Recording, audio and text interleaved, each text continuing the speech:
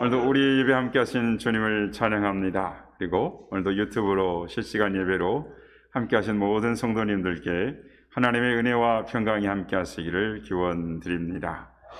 일요일이 되면 우리는 이제 오늘이 1월 넷째 주인데요. 1월이 되면 우리가 이제 새해가 되면서 많은 일들을 소망하고 계획을 합니다. 올해는 이렇게 살아야 되겠다. 올해는 좀 운동도 해봐야 되겠다.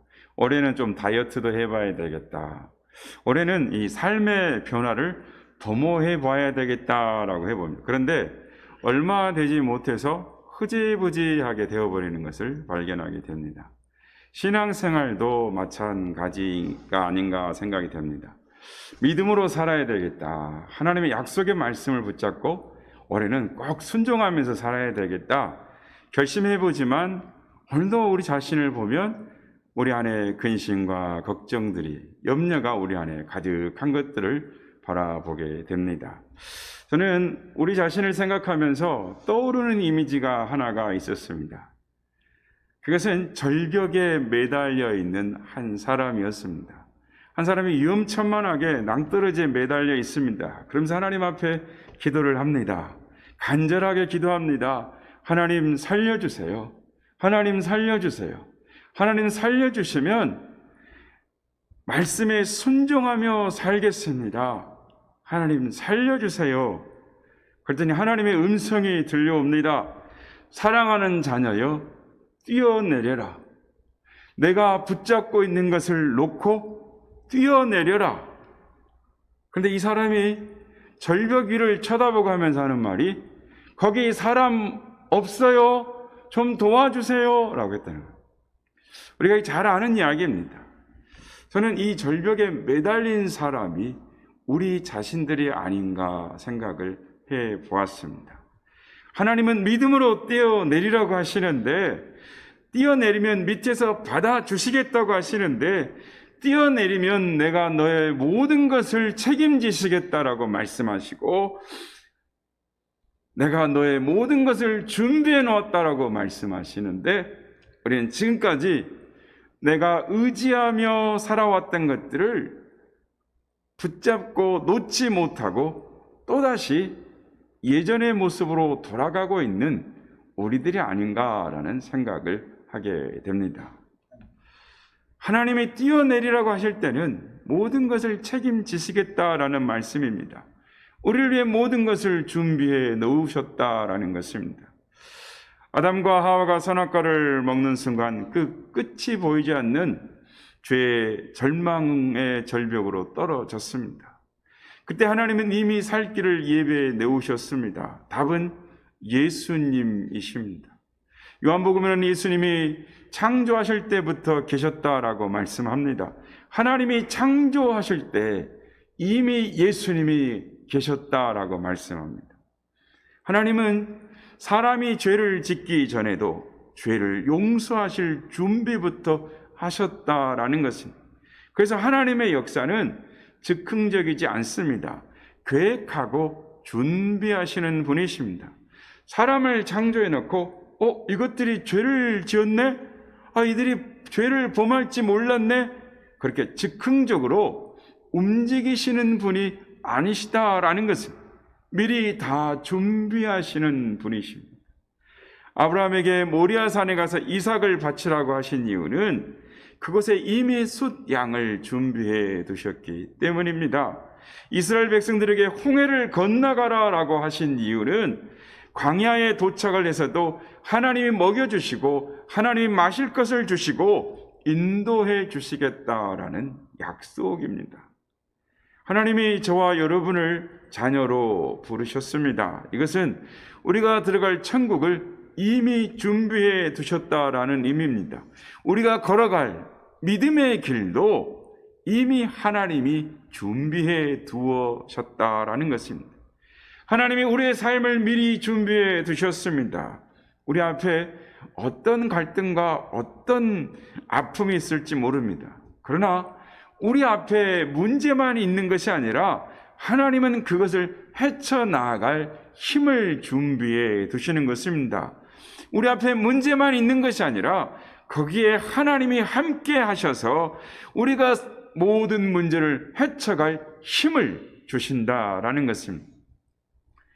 구약의 엘리야의 삶을 살펴보면 엘리야를 도우시는 하나님을 볼 수가 있습니다. 우리가 3주 전에 우리가 엘리야에 대해서 잠깐 살펴보았는데, 엘리야가 그리시네가에서 있을 때 하나님께서 떡과 고기를 주십니다. 엘리야의 삶을 보면 하나님의 준비하심이 보입니다. 선명하게 보입니다. 엘리야가 목마를 때 그리시네가를 준비해 두십니다. 그 물이 다 마르고 엘리야가 피곤할 때 사르밧 과부에게 쉴 곳을 마련해 두십니다. 이후에 엘리야가 지칠 대로 지쳐서 더 이상 한 걸음도 나아가지 못할 때가 있었습니다. 로뎀 나무 아래에 있었을 때입니다. 이때는 에너지의 고갈이 아니고 관계의 고갈입니다. 영적인 승리 후에 그는 외로움을 겪었습니다. 혼자 몸부림친 것 같았거든요. 하나님과 원수된 이세벨은 그녀를 따르는 병사들이 함께 있었습니다. 그런데 엘리야는 혼자입니다. 정확히 말하면 혼자인 것처럼 느껴졌다라는 것입니다. 엘리야는 외로움에 지친 것입니다. 그때 하나님이 해주시는 말이, 너는 혼자가 아니다. 바알과 아세라에게 무릎 꿇지 않는 7,000명을 남겨놓으셨다라고 말씀합니다. 그러니까 우리의 눈에는 아무것도 보이지 않을 때가 참 많이 있습니다. 그때 하나님은 준비해 놓으신 것들이 있다라는 것입니다. 우리 눈에는 아무것도 보이지 않아도 이미 하나님이 준비해 두신 것이 있습니다. 바라기는 그것을 발견할 수 있는 믿음의 눈이 열려지시기를 주님의 이름으로 축복합니다. 오늘 본문 상황에도 그렇습니다. 이스라엘 백성들이 미스바라는 곳에 모였습니다. 미스바는 예루살렘 북쪽에 있는 곳입니다. 그때 블레셋이 공격해 옵니다. 얼핏 보면 이스라엘 백성들이 무방비 상태에서 전쟁을 치르는 것 같은 상황입니다. 그러면 당연히 이스라엘 백성들이 패배해야 되는데, 결과를 보면 이스라엘이 승리해 버립니다. 블레셋이 패배합니다. 정작 작정하고 공격해온 블레셋이 패배하고 맙니다. 사실 우리의 삶을 보면 이와 같은 똑같은 역사입니다. 삶의 파도 앞에서 우리의 준비는 항상 부족합니다. 여러분, 뭘 얼마나 준비를 잘해야 노후를 준비할 수 있는 것일까요? 뭘 얼마나 건강을 챙겨야 질병에 안 걸립니까? 우리의 준비는 늘 부족합니다. 부족한 준비, 부족한 힘으로 여기까지 왔습니다.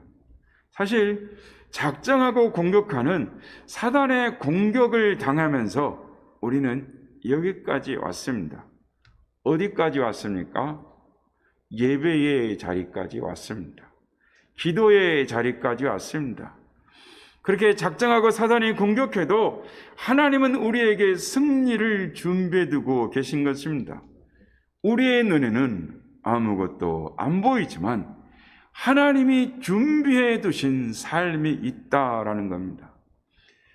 오늘 본문을 통해서 하나님이 우리에게 준비해 두신 두 가지를 나누려고 합니다. 언제나 그것을 기억하고 볼 수 있는 믿음의 눈이 열려지기를 소망합니다. 첫 번째는 용서입니다. 하나님은 무엇보다도 용서를 준비해 두고 계셨습니다. 이스라엘 백성들이 하나님을 멀리 떠나 지내고 있었습니다. 당시 사무엘이 등장하기 전에는 종교 지도자가 엘리입니다. 그런데 굉장히 무능했습니다. 하나님의 뜻이 무엇인지도 모르고 무엇보다도 하나님의 음성을 듣지도 못하고 기도하는 사람 보고 술 취했다고 돌아가라라고 했습니다. 생각해 보십시오. 여러분이 교회에 왔는데, 교회 기도하러 왔는데 제가 여러분 보고, 아니 지금 코로나 시국인데 왜 교회 와서 기도하십니까? 집에 가서 기도하십시오. 유튜브 보시고 예배 드리십시오 라고 한다면 이게 얼마나 안 되는 이야기입니까? 엘리가 그랬다라는 것입니다. 그런 상황이었습니다. 영적인 것을 분별하지 못하고 무능했습니다. 엘리 아들들은 더했습니다. 죄가 넘치고 흘렀습니다. 엘리 아들들은 이스라엘 백성들에게 하나님께 제사를 드리려고 고기를 가지고 오면 자기들 마음대로 자기들이 먹고 싶은 대로 그 고기를 먹었습니다. 오늘날로 말하면 하나님은 등심을 좋아하지 않아요. 그래 제가 먹겠습니다. 하나님은 안창살을 좋아하지 않아요. 그건 제가 먹겠습니다. 이런 식으로 하나님의 제사를 없인 여긴 것입니다. 자기 마음대로 자기 편리한 대로 제사를 드리면서 제사를 드렸다라고 하는 것입니다. 심지어 제사를 돕겠다고 일하는 여인들과 동침하기까지도 합니다. 제사를 주관하는 엘리의 아들들이 이런 모습이라고 한다면 엘리만 나쁜 놈이다라고 하는 것이 아니라 이스라엘 백성들이 지금 다 죄가 넘쳐 흐른다라는 말입니다. 그때 하나님께서 사무엘을 통해서 이스라엘 백성들에게 하시는 말씀이 하나님께로 돌아오라, 이방 신상을 제거하고 하나님께로 돌아오라라고 말씀합니다. 그래서 다 모여서 회개하는 집회의 장소가 오늘 본문에 나오는 미스바입니다. 그곳에 물을 붓고 금식을 했다라고 합니다. 물을 붓는다라는 것은 생명의 근원을 붓는다는 것은 이제 우리의 생명을 내놓고 하나님께 회개합니다. 금식하면서 회개합니다라는 의미입니다. 우리의 잘못을 인정하며 회개합니다. 이스라엘 백성들이 회개할 때 하나님이 그들의 기도를 들어주십니다. 용서해 주시는 것입니다. 여러분, 길을 잘못 들었으면 되돌아가야 하지 않겠습니까? 그러니까 잘못된 길을 되돌아오는 것은 후퇴가 아닙니다. 그것은 전진입니다. 앞으로 간다고 다 전진이 아닙니다. 뒤로 돌아선다고 다 후퇴는 아닙니다. 성경을 보면 하나님을 떠나는 순간 어려움을 겪고 망했던 왕들이 있지만 하나님을 떠나고도 승승장구한 왕들이 있었습니다. 진짜 불행한 왕은 두 번째입니다. 하나님을 떠났는데도 당장 어려움 없는 왕, 돌이킬 기회가 없다라는 것입니다. 솔로몬 왕이 그랬습니다. 그의 삶에 큰 어려움이 없습니다. 그렇게 승승장구하면서 전진합니다. 그러다가 우상 숭배에 빠집니다. 그런데 안타까운 것은 그렇게 하나님을 떠나도 폭삭 망하지 않는다라는 것입니다. 그가 죽기 전까지 나라가 망하지 않습니다. 그가 죽은 후에 그가 계속 전진하다가 그가 죽고 나서야 나라가 쪼개지는 것입니다. 반면에 다윗의 경우는 하나님께 범죄할 때마다 고생입니다. 다윗이 밧세바를 범한 결과 그 결과로 나오는 게 아들 압살롬의 반역입니다. 성경에 보면 그 연관성을 설명합니다.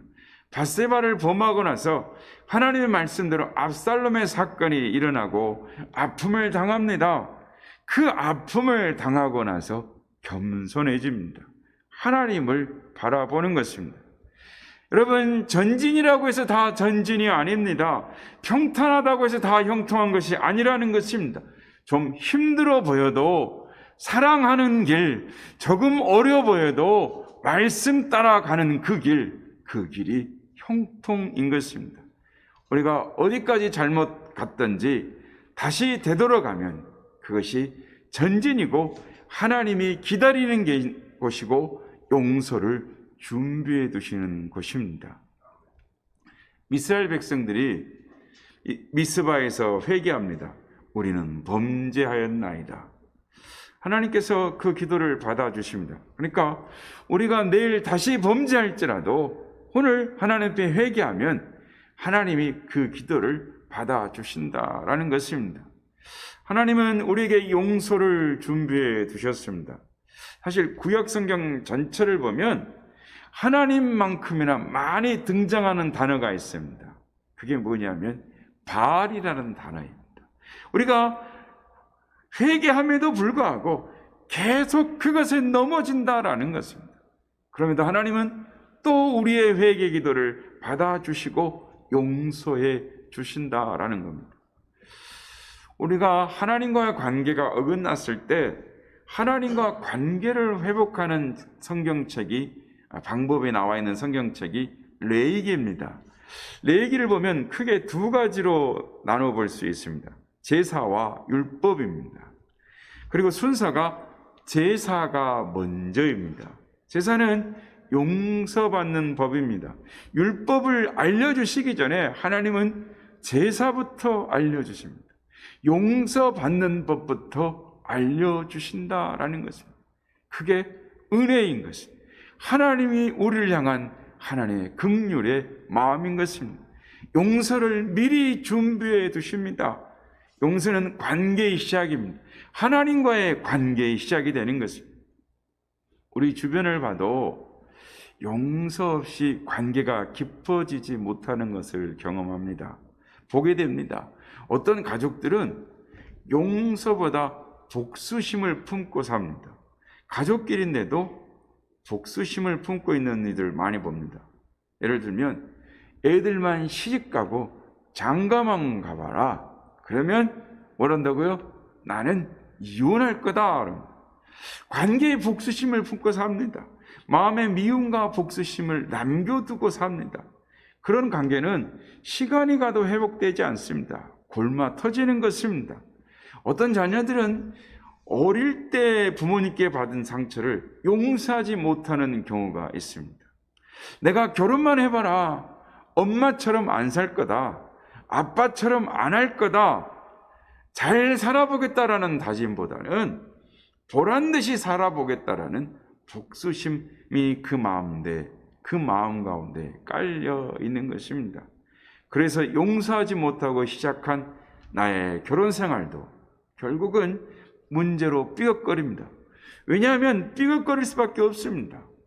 결혼한 내 아내에게, 내 남편에게 집중해야 되는데 이전 가정처럼 살지 않겠다라는 마음에 집중하니까 지금 가정이 힘들어지는 것입니다. 지금 가정이 아파지는 것입니다. 그래서 용서가 없으면 관계조차도 힘들다라는 것입니다. 하나님이 우리에게 용서를 선물로 준비해 주신 이유가 여기에 있습니다. 하나님의 관심은 우리와의 관계의 회복입니다. 아담과 하와가 선악과를 먹었을 때 하나님이 슬퍼하신 것은 선악과가 없어져서 슬퍼하신 것이 아닙니다. 하나님이 슬퍼하신 것은 깨어진 관계 때문입니다. 하나님이 선악과를 아끼신 것이 아니라 아담과 하와를 아끼신 것입니다. 하나님은 우리와 관계가 회복되기를 원하시는 거예요. 그래서 용서를 준비해 두고 계신 것입니다. 이스라엘 백성들이 미스바에서 금식하기 전부터 하나님은 용서를 준비하셨습니다. 기다리고 계십니다. 그래서 사무엘에게 회개하라라고 말씀을 하시고 우상을 떠나라고 말씀해 주십니다. 하나님이 회개하라고 말씀하시는 것은 용서가 준비되었다라는 겁니다. 우상을 떠나라는 것은 너희가 나에게 돌아오기만 하면 내 백성이 될 것이다. 돌아오기만 하면 내가 너희를 위하여 모든 것을 준비해 놓고 있다라고 말씀하는 겁니다.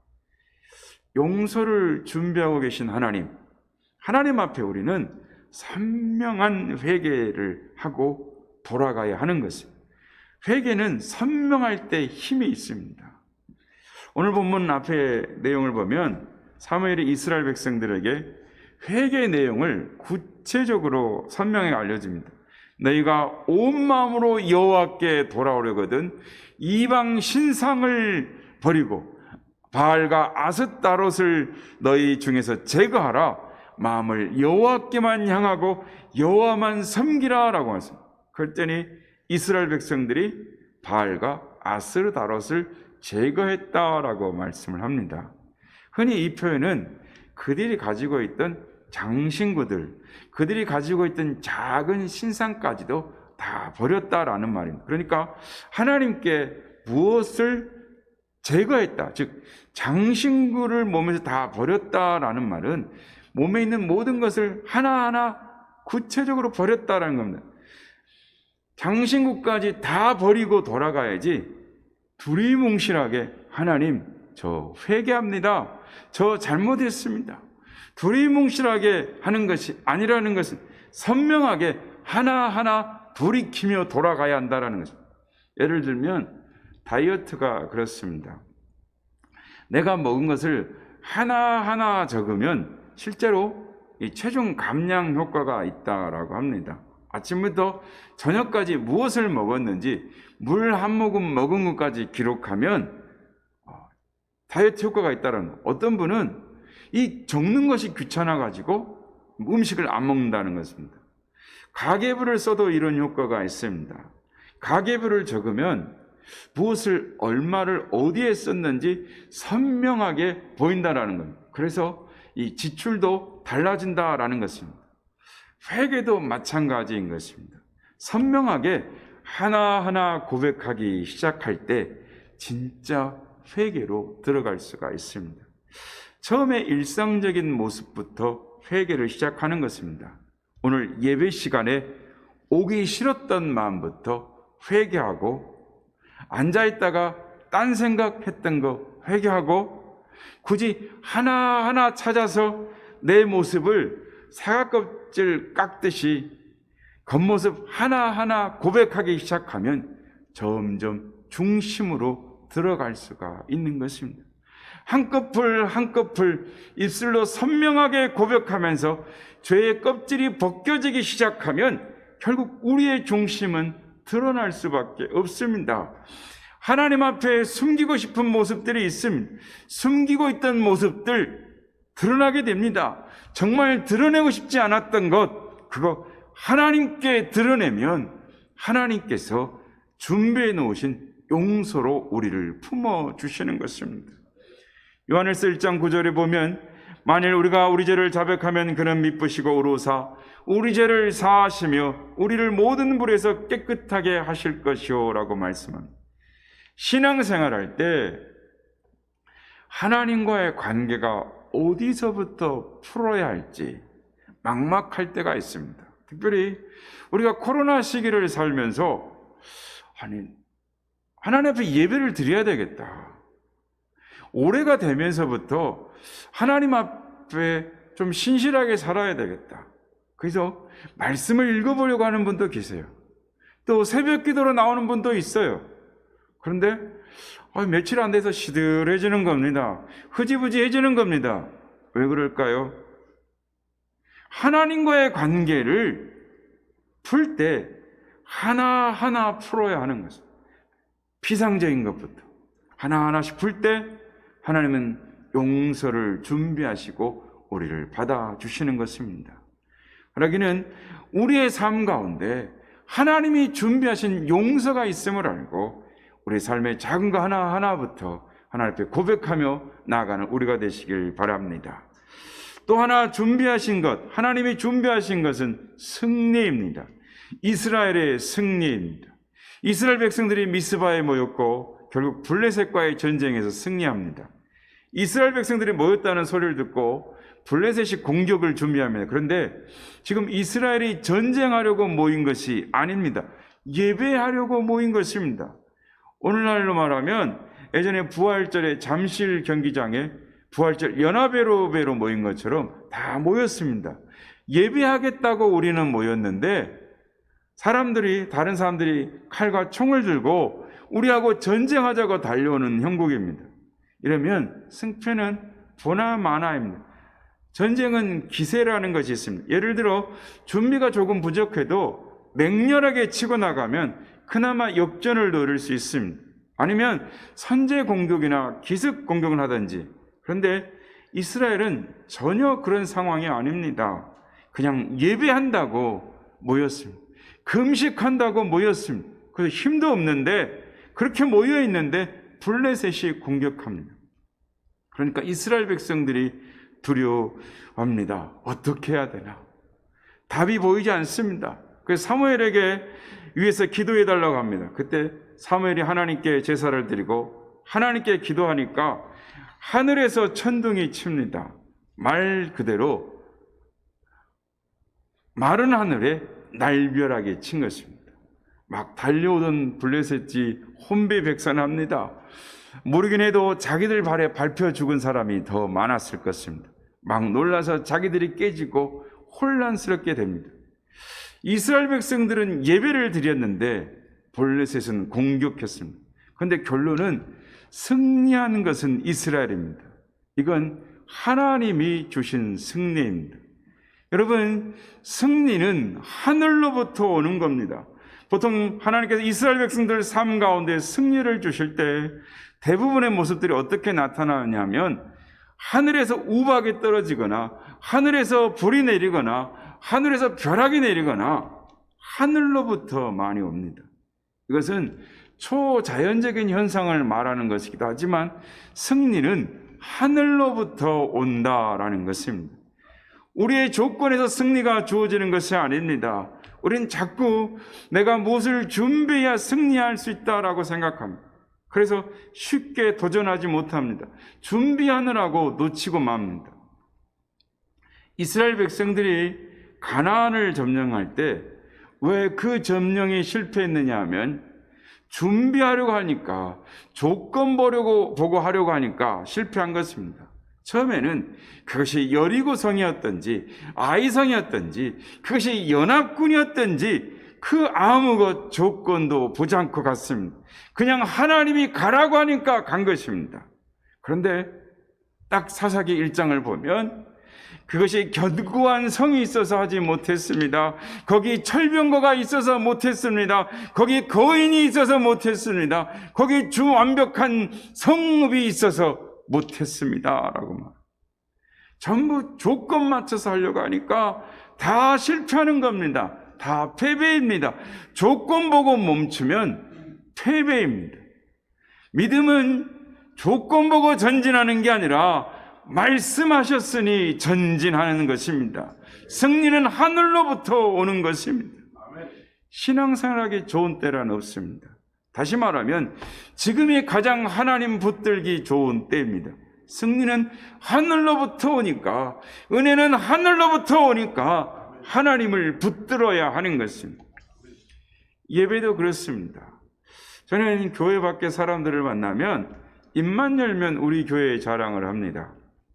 그 중에 하나가 비대면 예배 기간에 참 어려웠습니다.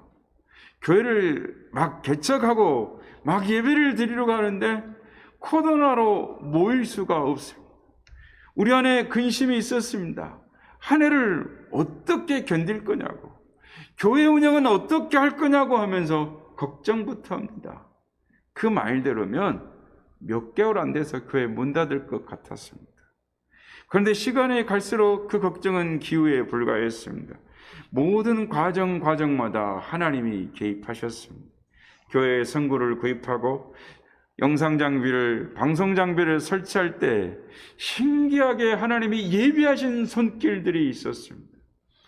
넉넉하지 않고 부족하지도 않게 그때마다 하나님의 체정을 채워주셔서 교회가 외적으로 내적으로 모습을 갖추게 하셨습니다. 지나고 보면 우리의 힘으로 할 수 없는 순간들이 많이 있었습니다. 이건 우리의 힘으로 할 수 없을 것 같은 그런 순간들이 있었습니다. 그런데 하나님께서 하셨습니다. 그것도 하나님이 멋지고 훌륭하게 채워주셨습니다. 개척교회 근 1년 사이에 수천 개의 교회들이 문을 닫았습니다. 우리가 무엇이 잘나서, 우리가 뭐가 넉넉하고 충분해서 우리가 이 교회를 외적, 내적으로 모양을 갖추게 되었는지 우리는 하나님이 하셨음을 고백할 수밖에 없습니다. 새해는 하나님이 주신 비전으로 희망차게 출발하고 있습니다. 하나님의 반찬 나눔을 하게 하셨습니다. 폴딩도어를 설치해서 필요에 따라 예배 공간을 사용할 수 있게 해주셨습니다. 교회 외부 창문에 교회 이미지를 보여주는 시트지 작업을 마감할 수 있게 해주셨습니다. 2월부터는 교육부 예배가 시작됩니다. 교육전도사님이 오십니다. 청년부 모임이 시작됩니다. 그리고 예배 찬양을 위해 반주자님도 하나님이 예비하고 계심을 믿습니다. 이거는 작년에는 생각도 할 수 없는 일이었습니다. 저는 올 한 해 우리에게 일어나는 모든 일들이 엘리야의 손바닥에 구름 같다라고 믿습니다.